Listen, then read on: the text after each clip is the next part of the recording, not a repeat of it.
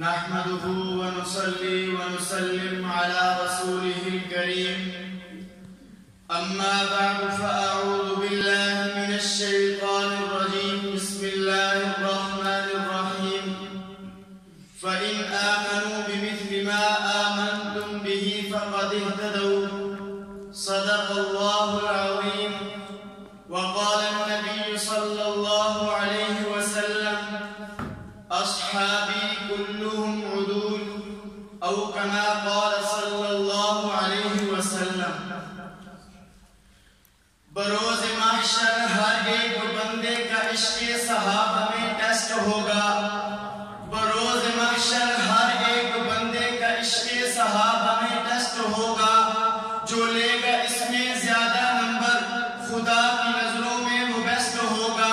منافقوں کو ملے گی سزا، منافقوں کو ملے گی سزا. دشمن صحابہ کا ارسٹ ہوگا. نوکر صحابہ کا لوگو وہاں پہ بھی، نوکر صحابہ کا لوگو وہاں پہ بھی چیف جسٹس ہوگا.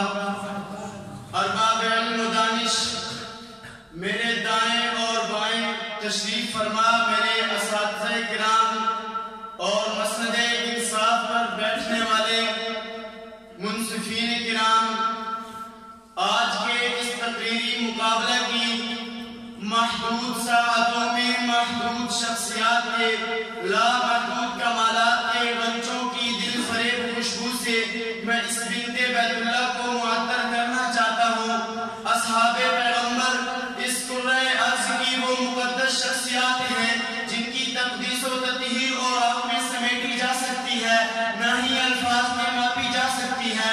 جن کی منقبت کے ساحل بے کرام کو دیکھ کر ما نفدت کلمات اللہ کا گمان ہوتا ہے. جن کی بے عیب رفعت کو نگاہ مارنے سے ما تری فی خلق الرحمن من تفاوت کا مفہوم ادا ہوتا ہے.